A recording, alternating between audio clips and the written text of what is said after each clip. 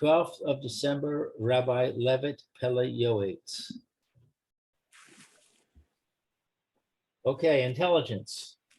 Our sages said it is prohibited to have mercy upon someone who does not have intelligence. Furthermore, they said a dead animal is better than a living person who does not possess intelligence. Also, they said, it is as if the Beit HaMikdash has been rebuilt in the life of someone who has intelligence. They also said, great is intelligence. Therefore, it was established as the first of the middle blessings. In addition, they said, if you lack intelligence, what have you acquired? If you have acquired intelligence, what do you lack? In truth, Judaism, the perfection of man and all the good of this world and the next depend upon intelligence. This is the whole of man. Wow.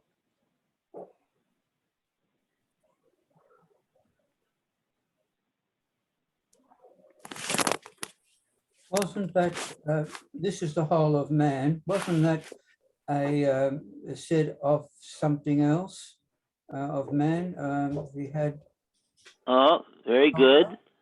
Torah or something. Very good. Excellent. Yes. Where do we have those? Where do we have that expression? Who knows? It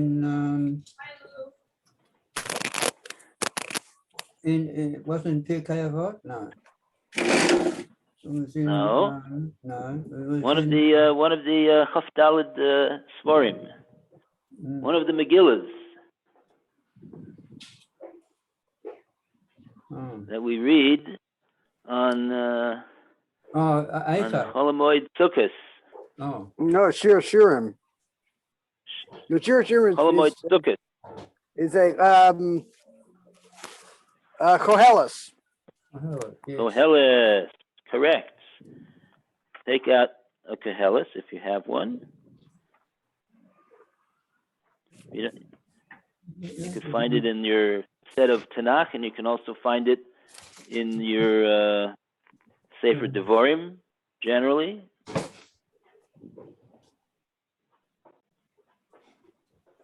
It's not in the Siddur, is it? Depends on your siddur. Yeah, there's a siddur that has Koheles in it. Yeah, the new Koran has all 5 Megillas in it.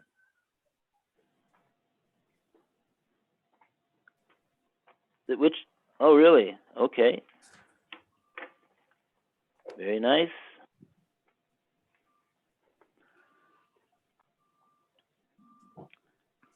So this is in Koheles Perik Yud Beis, Pasuk Yud Gimel. And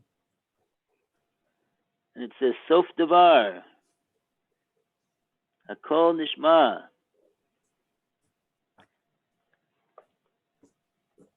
In the end of the matter, everything is going to be heard.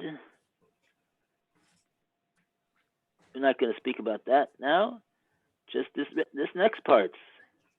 Es Elokim Yoreh, ve'es mitzvosav shamor, ki zeh kol ha'adam. There you have it. I forgot it.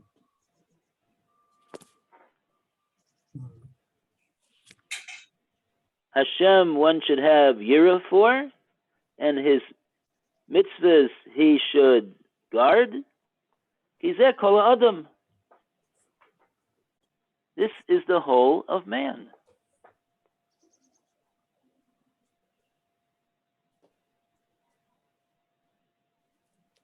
Sorry, what's the reference in Kohelet again, please? Oh, Kohelet. sure. Koheles Perik Yud Beis, which is the last Perik, and it's the second to the last pasuk, Is the what? This It's Pasuk Yud Gimel. prosecute Gimel.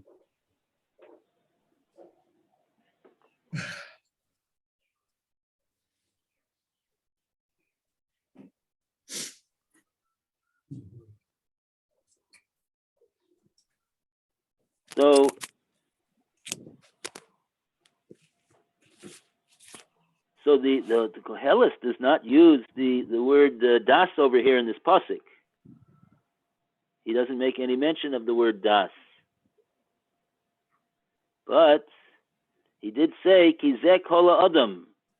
So we see what Shlomo Melech says is Kol Ha'adam. What's Kol Ha'adam? The whole of man is to have Yiras Hashem and to be shomer his mitzvahs.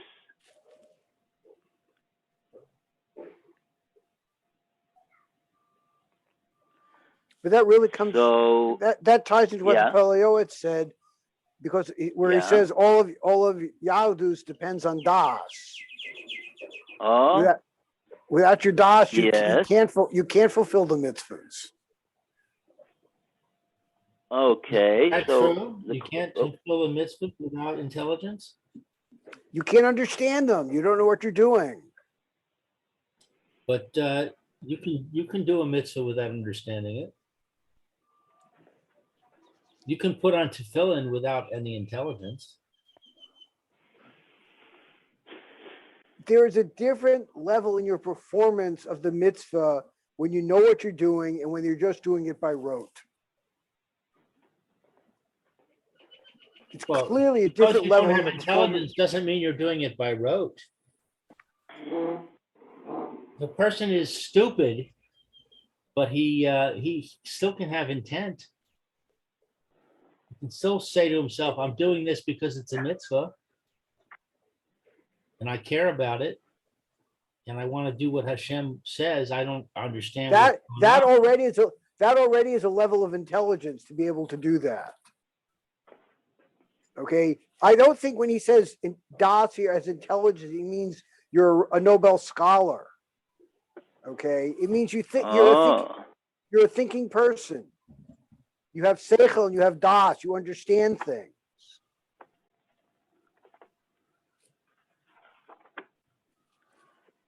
Okay, so now we have to understand, right, that if you look in the Eliezer has the Hebrew edition.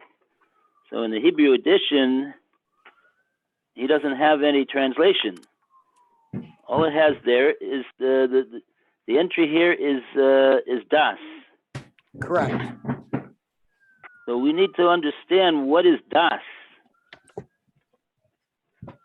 Isn't das more knowledge? Okay, so I want to show you what das means. If you take a look in a siddur, in the Shmoneh Esrei,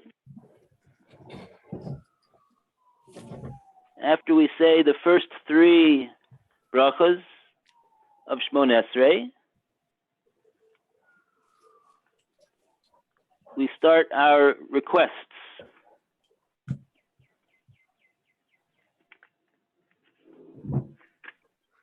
You're talking Let's about say to Tefillah. Adam Da'as? Yep. Right. Ata chonen la'adam das. What does this mean? Ata chonen la'adam das. You're awake. Maybe.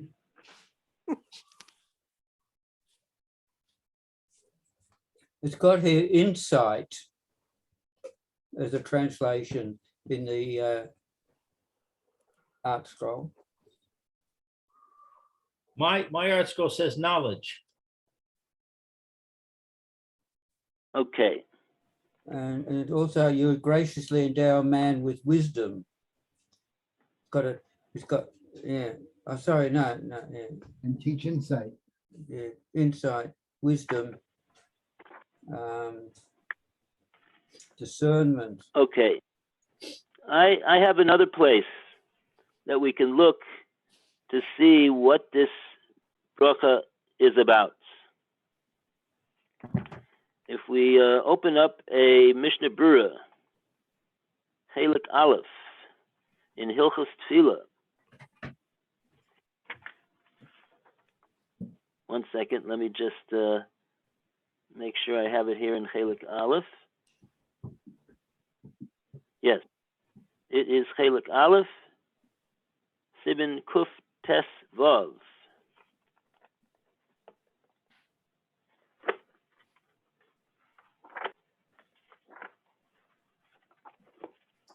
Kuf Tes Vav.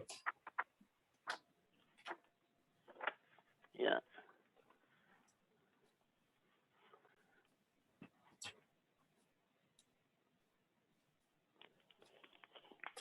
Mishnah Berurah, Chelik Aleph, Siman Kuf Tes Vav.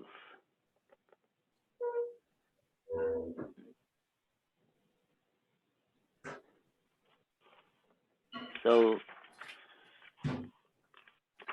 Tes Vav is what? Kuf Tes Vav, Kuf is 100, 115. Tes is Tes is 9, 9. Vav is 6, 15. Ah, all right. 115. Okay.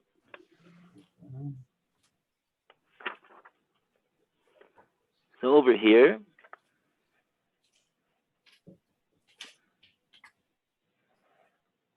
Mhm.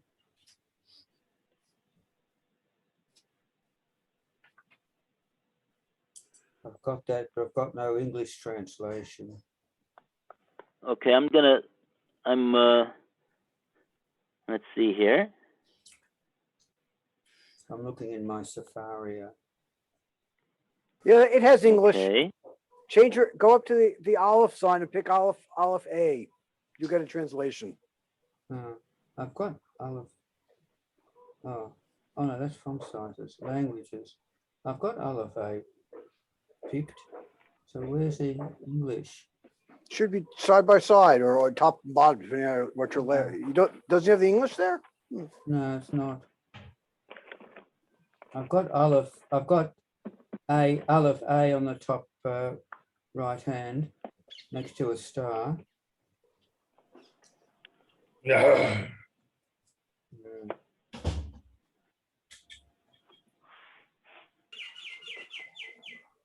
Oh well.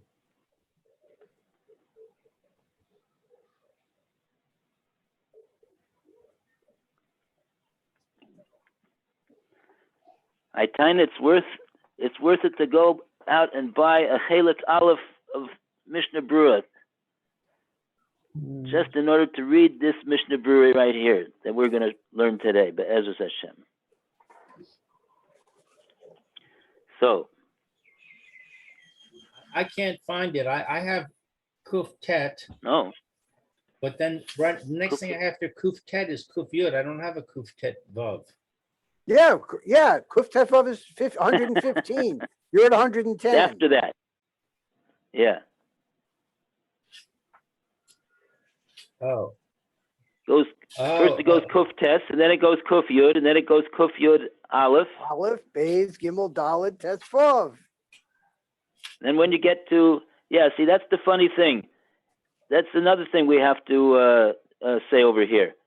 Why do when we number things in the letters, we do a funny thing over here? Because Yud K is part of Hashem's name. Yeah, so that because they don't want the publishers, they don't want to say, they don't want to print in their sefer Kuf Yud Hey, because Yud Hey is the name of Hashem, so they do a trick. Got it. Thank you. That would be the okay. Oh, it's really short. So then I have another question. As long as we're on this subject, so why do we say Kuf Tes Zayin? I have Kuf Yud Zion. Because Yud Vav is part of Hashem. But before you have Kuf Yud Zayin, you have Kuf Tes Zayin, right? Oh, you're right. I see it here. Yeah. So- No, it's Who not. knows the reason for that? Why don't we just say, Yud Yud Vav. Kei what Vav, should okay. we Yud say? Vav. Yud and Vav would be Kuf- Hashem's name. Kuf Yud Vav? Yeah, because I guess even though that's not a Shem Hashem, but it's together It with has the. the letters. If you would have had the Yud Hey, it would have been the Shem Hashem. Yud Hey Vav Hey, Yeah, Right. they don't want you to mess it up. something like that. But I want to that's go very, very far away from having to print Shem Hashem. Chas v'shalom. but that turns out to be a relatively recent thing because you go in Mefarshim, you know, early Achronim, they actually use Yud Hey Take that thing. when they make reference. You see references to Posuk Yud, you know, to Yud Hey in many places. And there's many.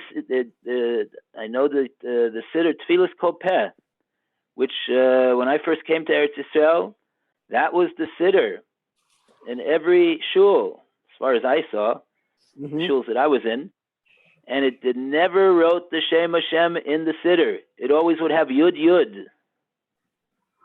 Right. I remember that. And there were those that were not happy with that. And you see today that there's, I think Sidurim of Eidos HaMizrach, they never had such a thing like that. They would always write out the Shem Hashem, and Sure, not only sure. that, but they would write the Kabbalistic letters Yep. contained in the Shem Hashem. Absolutely. So we see that there was different views on the matter. That's what we see. Actually, I shouldn't say. I mean, I'm assuming that the Sidurim that do not print Shem Hashem, I'm assuming that they're based upon some type of Rabbanim who held that this is the proper thing to do, and it could even be the Mishnah Berurah himself speaks about it, and I forgot when he talks about the Shem Hashem in the Siman Hay. Yeah, because there was a concern that I believe that the siddur would be thrown away, just not respectfully, or it would be rubbed out, or so they were very, very concerned about that, and so each school of thought is taking on its own view. In any case, we see a little see something of that, even the way that we number the simonim here in the Shulchan Aruch. I don't know what the original Shulchan Aruch. I don't know what he did. That would be a few. When the first Shulchan Aruch was first came out, I think that was when it was they first had printing presses at that point. Very close in time. In the end of the 1400s, early 1500s. How did they do it? I don't know.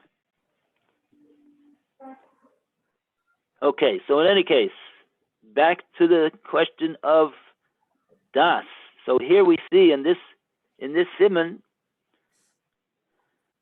tam birkas atachonen. We're looking, says the Shulchan Aruch, for the tam, for a taste of a reason of the reasoning behind this bracha of atachonen. And so we'll read the words of the Shulchan Aruch himself before we go to the Mishnah Berurah. Says the Shulchan Aruch, mipnei shemoser ha'adam mina behema hi habina v'haseichel, because the whole essential difference, the not difference, but the added, the mosar, the extra mila, the added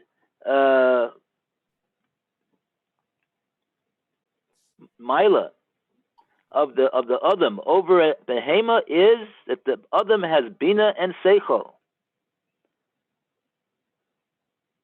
We'll have to try to define those too, but let's first try to understand what das is, because that's the atachonen la'adam das. Kavu birkas atachonen. That's why the Anshe Knesset Gedola, who composed the Shmona Esrei, and that was in the beginning of the Bayis Sheni, second Beis Hamikdash.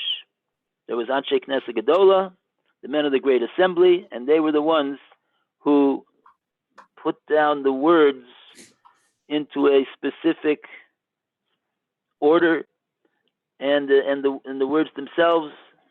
This is also the subject of the Gemara and Brachos. Anyway, they fixed this tefillah Rosh Lem Se'iot. Is that the correct pronunciation?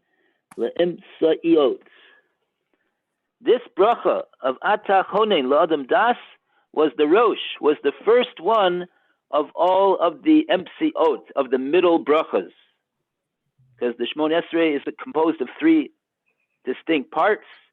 The first three brachas are defined as Shevach, praise. The middle brachas are defined as Bakashos, requests. And the last three are defined as Hodah, gratitude, admission, thanks. So this bracha is the first one that they put over here. Why did they put this bracha first before any other request that we make? Explains the Shulchan Aruch, she'im ein bina, ein tefillah. Without without having bina, there is no tefillah. Okay, so now we had one problem, and now we have three. We didn't know what it meant, das, and now we realize that we also need to know what bina and seichel are, because these are the three words that are used in this bracha, at least according to Nusach Ashkenaz. I'm also wondering, Rabbi, about the idea of the request. Atah chonen ladam das doesn't sound to me like a request. It sounds to me like a thank you. Oh, so absolutely correct. We have here a where support that says that the extra added of a person over an animal is bina and seichel. That to me implies that every single human being has those. But he doesn't always use them.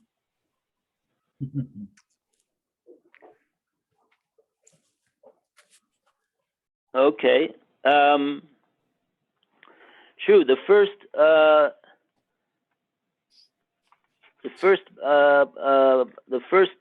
few words of the bracha Atah Chonen La'adam Das are in fact not a request for anything in particular, but they are a admission of a truth, that where is it that we get the das from? Who gives us the das? Atah Chonen La'adam Das. You, Hashem, are the one that give das to the man. So it's an admission. Only when we get to the next phrase of this bracha do we find a bakasha. Chanenu meitcha, having admitted that you are the one who bestows das on a person. Chanenu, so give us from miitcha, interesting, from yours. Deya, bina v'haskel. Give us deya, give us bina, and also give us haskel. So there is your request. And then the chasima of the bracha, Baruch Atah Hashem, chonein hadoas. Also, not a request, but a statement of emunah. Hashem, you are the one who gives das. It's a praise of Hashem. He's the one that gives das to a person. Okay. So let's take a look right now. So what do we have so far? We have from the Shulchan Aruch. Shulchan Aruch has said that this bracha here is the first request that's being made of all of the requests that we have in the Shmones, right? Because it's an absolute essential, he says, to tefillah. If there's no bina, there's no tefillah. So I noticed that the request part is not asking for bina. Oh, yes, it is. Yes, it is. Never mind. Yeah. So there are these three different expressions over here, but just to focus on, let's just take a look at the Mishnah Berurah over here. It's the first Mishnah Berurah on these very words, Rosh le'emceot. It is the first. It's the head of the middle section of the Shmoneh Esrei. And the Shulchan Aruch has already mentioned one reason why it's the first, because it's an absolute essential. Because if without it, then there's no tefillah. So then we have to understand what tefillah is all about. If we're being told that we have if without the use of bina, then the tefillah is not there. We have to understand that too. But before we go to that, we're going to go to the Mishnah Berurah, because he speaks about das, and he speaks about. We'll see the words that he says. Rosh lemsiot, Mishnah Berurah Sifkat and Aleph. See where that is? Yes. Okay. Says the Mishnah Berurah, Od Tam Shel Seder HaBrochos Katuv B'Sefer Seder Hayom. So the Mishnah Berurah says that another reason to explain the Seder of the Brachos, the order of the Brachos, is given in the Sefer Seder Hayom, which was written a few hundred years ago by one of the Chachmei Sfat, if I'm not mistaken. And he says as follows. It sounds like he's quoting his words. Ata chonen. So he's mentioning this bracha. Rishona shelas hachachma vadas ba'adam. This bracha of Ata chonen is the first of the shelas Rishona. The very first is the sheila, meaning the request for, the asking for, chachma v'das ba'adam, that a person has chachma and he has das. Why is that the first of all the things that we should be asking for? So he says, the belav hachi tov mimenu hanofel. Okay, very, very strong language. If he doesn't have, and he doesn't, if he doesn't have these things, if a person would not have such things, If we wouldn't have these gifts of chachma and das, that the bracha says that Hashem is the one that has it, and we're asking Him to give it to us. So oy vavoy, it's hardly worth being alive.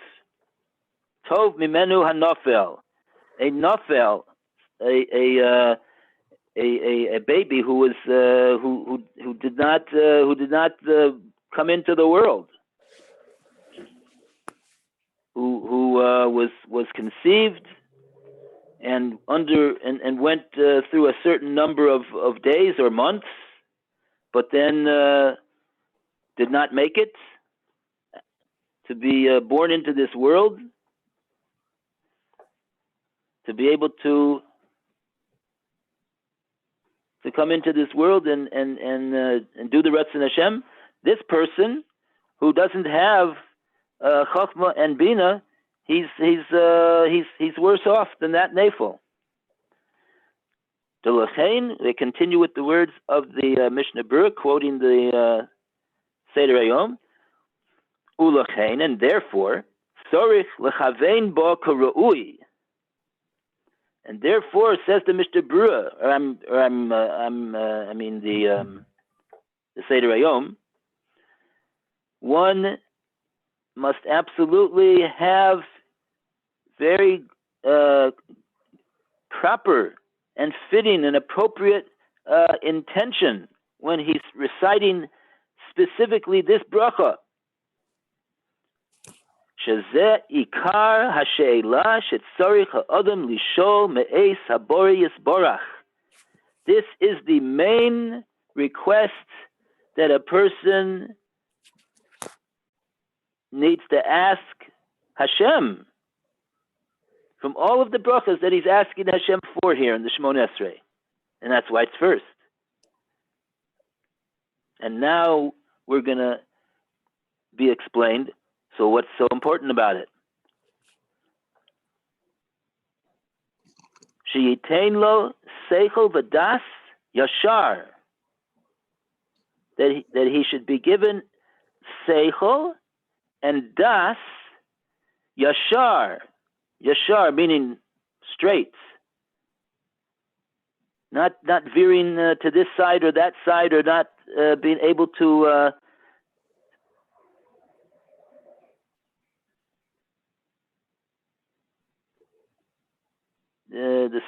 see the straight way.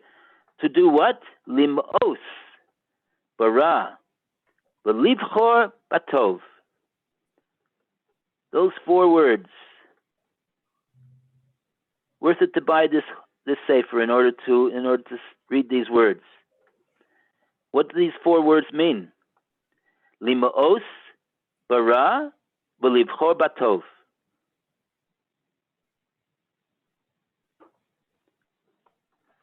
What does the word lima'os mean?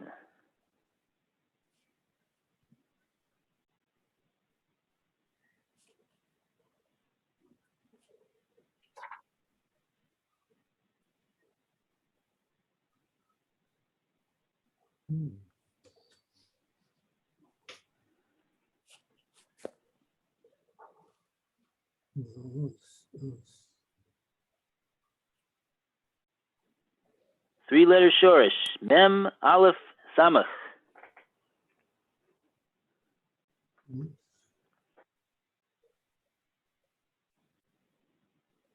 Is it like the word for tax? Mas? Oh, no. That's interesting that you mentioned that. Very close. You'll see in a moment that they're not so far removed from one another.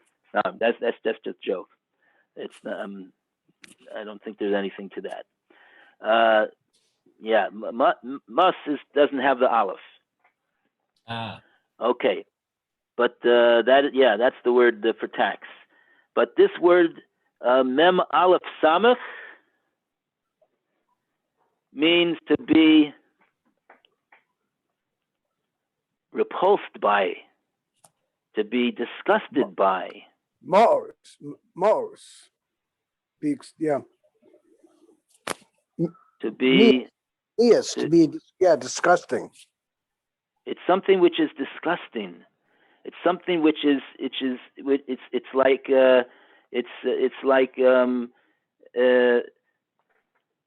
what is described as what is something which is described as most that people have come into contact with all the time?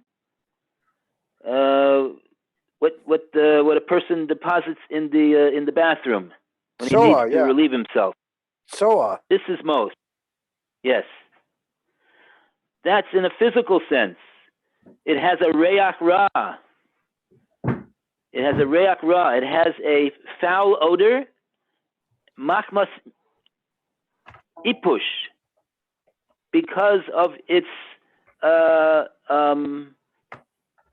this is what I'm assuming, which is correct, based upon the halacha that we've been learning about. Machmas ipush, that based upon decay and what do you call it? Rotting. Mm-hmm. And therefore, not only is most something that not only is that something that cannot be you can't say krishma within Daled Amos of where the reach is, but also tefillah as well, because one has to daven in a makom which is kodesh. And to say a word of Hashem in such a place is completely forbidden. Okay, so that's what that word means. Limos. So what do we have to have a utter disgust and be impulsed and be repulsed by? Not by tzoa. I mean, tzoa that's natural. That you don't have to develop a repulsion and a disgust for tzoa. That's a natural thing. But we have to develop a repulsion and an aversion and a disgust by ra, something which is evil. Something which is evil. What is evil? Against Hashem. Anything that's against Hashem. Something which is right. Something which is an avera. Something which Hashem commands not to be done. So if a person does that, that's ra. So if somebody eats treif, would we say he's evil? Well, maybe he doesn't know that he's done an evil act. That very well could be. Let's but say the act itself he knows, but is evil. Yes. What? He's weak. He gives into his taiva. He knows it's an avera, but he's not doing it to fight Hashem. He just gives into his taiva. I don't think we would call him evil.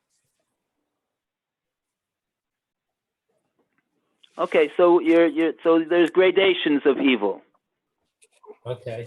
Yeah, evil with a big E is a very good word. I think it's a very good word to describe what Ra is. I think it's a very good translation. Unlike this translation of Das.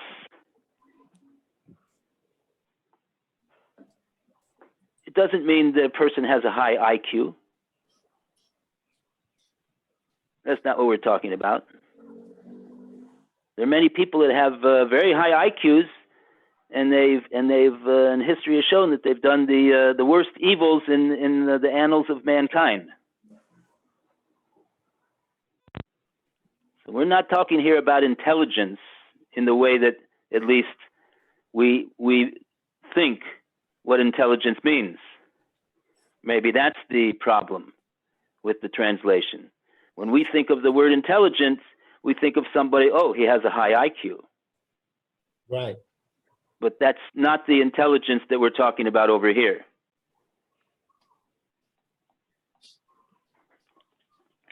This is the intelligence that the Mishnah Berurah is defining for us.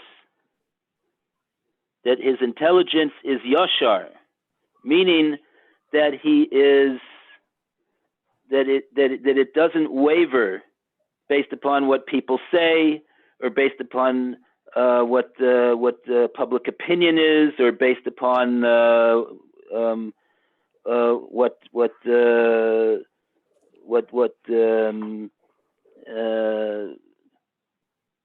based upon what is politically correct, or the particular epoch of history that the person lives in. No, it's yashar.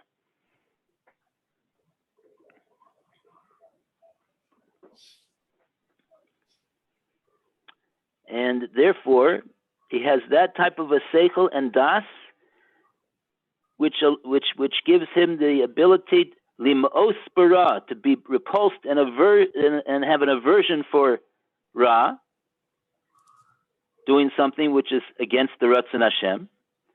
V'livchor batoiv, and here, and as a result of being repulsed by evil, therefore a person will livchor, he will use his free will to choose batov, to choose that which is good. And what's good? How do we define what good is? Doing the Ratzon of Hashem.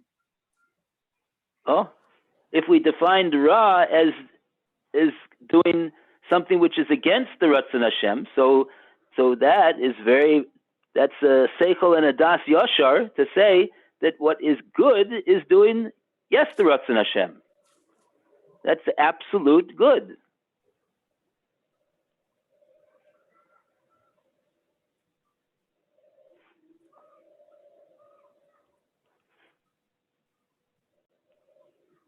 So now, if we go back to the pasuk in Koheles,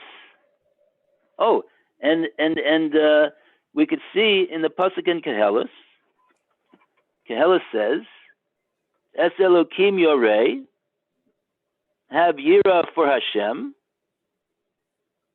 Be aware that Hashem is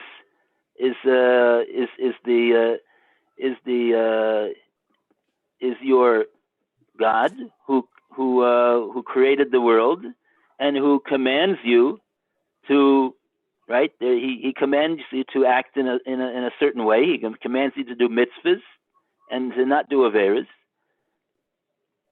And so if somebody has that awareness and that commitment and understanding, that's called Es Elokim Yira, and as a result of that, Es Mitzvos of Shamor. He will guard Hashem's mitzvahs. Ki zeh kol ha'adam. That is the whole of man. So these famous words of Shlomo Melech, Ki zeh kol ha'adam, they have found themselves into the text of our Sefer, the Peliotes. As Eliezer can confirm. Right, Eliezer? Correct. So that's what he's alluding to over here, the Peliotes. This is what Das is. As the Mishnah Berurah brought out for us. So you're saying without is being repulsed by evil and choosing good? Right. And furthermore, it seems that the Mishnah Berurah is giving us, he's telling us that there is a seder there's a certain seder in being able to have the strength to choose to do what is good. How does one have the strength to be able to choose to do what is good? He says, because before he says, Livchor Batov, he says, Limos Bara.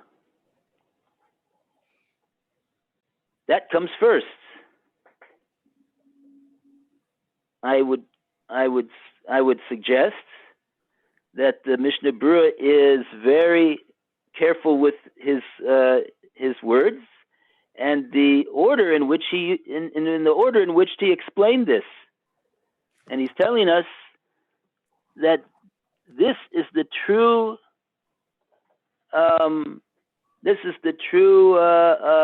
method, tried and tested, to be able to have the strength and the clarity to choose to do tov, is by first developing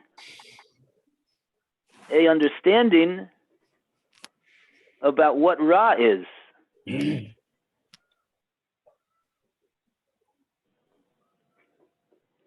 And it's interesting, he not only says to know what ra is, but he says, and to recognize that it's ra, to know it and recognize it, he says, I believe, a further madrega than simply knowing and recognizing that something is ra. Yeah, yeah, right. Disgusted by it. Uh-huh. It's 11:35. Oh boy, okay. Okay. Have a good day, everybody. Good day. Okay, Yasher Koyach, Eliezer. All the best to Mayor. And we will be back very soon, Bezrat Hashem. I'm sorry, my wife is very busy on the computer today, so we're going to be continuing with the phone. We'll stay right here. Yeah.